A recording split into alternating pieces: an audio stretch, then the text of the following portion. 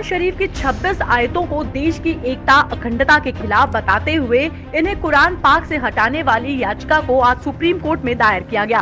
सवाल ये कि क्या सच में कुरान में लिखी कुछ आयतों को लेकर दुनिया भर में आतंकवाद को बढ़ावा मिल रहा है, या फिर जो आयतें पाक कुरान में लिखी गई हैं उसे लिखने वाले की मंशा पर ही सवाल है।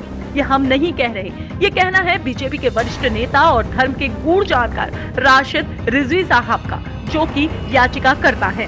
आखिर जिस कुरान के आगे हम पाक लगाना नहीं भूलते, उसमें कैसे नापाक आयतों को डाला गया, ये बताते हुए याचिकाकर्ता का कहना है कि कुरान के अंदर कुछ आयतें ऐसी हैं जो आतंक को बढ़ावा देती हैं, वायलेंस टीचिंग हम कहें उसको एक तरह से, वो कुरान के अंदर इस तरह की बातें हैं और बहुत अच्छी बातें भी हैं जो इंसानियत के लिए हैं। तो अल्लाह के मैसेज दो तरह के नहीं हो सकते।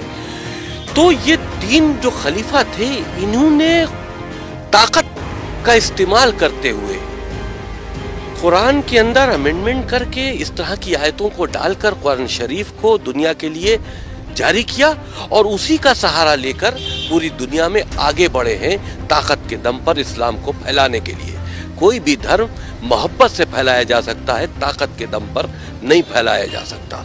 और इस वजह से आज इस्लाम को फैलाने के लिए जो कुरान के अंदर अमेंडमेंट किए गए थे, जो इस तरह के मैसेजेस डाले गए थे, जो वायलेंस को बढ़ा रहे थे, जो जुल्म और ज़्यादती कर रहे थे, आज उसका फायदा आतंकवादी उठा रहे हैं। मदरसों के जरिए आम मुसलमानों के बच्चे उसको पढ़ रहे हैं और उनका जहन जो है वो कट्टरपंथ की तरफ बढ़ रहा है। अभी हाल में ही लॉ स्ट्रीट जर्नल में भी एक आर्टिकल को ये बताने की कोशिश की गई थी कि कैसे अजान के शब्दों के मुताबिक अल्लाह के सिवा कोई दूसरा पूजनीय है ही नहीं। ये भारत जैसे देश में दिन में 5 दफा जोर जोर से लाउड स्पीकर में बोला जाता है, जिसे बचपन से ही ये समुदाय अपने बच्चों को भी पढ़ाता है।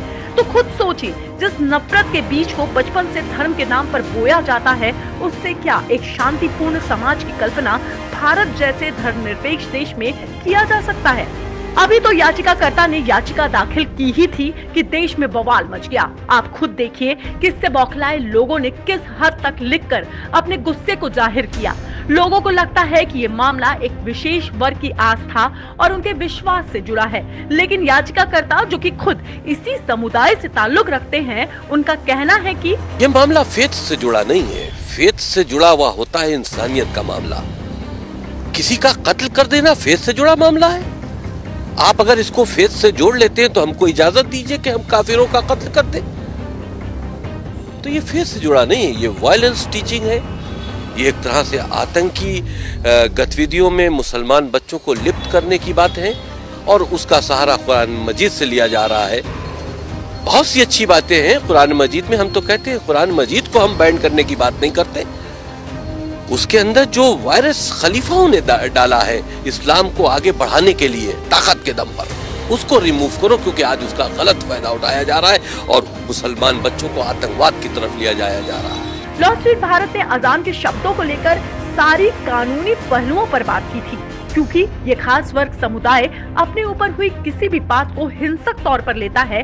इसीलिए लॉ स्ट्रीट ने अजान के शब्दों का ट्रांसलेशन भी हैदराबाद के मौलाना आजाद नेशनल उर्दू यूनिवर्सिटी के चांसलर फिरोज बख्त अहमद से कराया, जहां ला इलाहा इल्लल्लाह यानी कि अल्लाह के सिवाय कोई पूज्य उपास्य है ही नहीं, ये कहा जाता है। खैर, रिजवी साहब की इस याचिका को देश की सर्वोच्च न्यायालय एक्सेप्ट करेगी और इसे देश की सुरक्षा के मापदंडों से तौल कर देखेगी कि नहीं, ये तो आने वाला वक्त ही बताएगा।